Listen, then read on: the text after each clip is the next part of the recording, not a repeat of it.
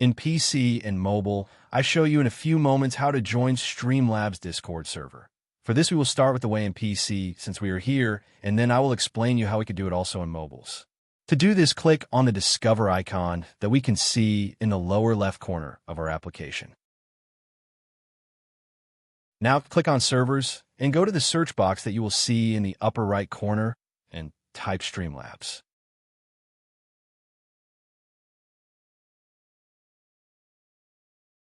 Now click on the server we are looking for and then click on the Join button at the top of our Discord application.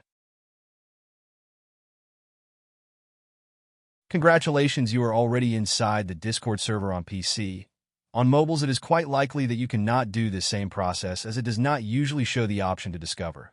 That's why I'll leave a link to access to this server in the description of this video.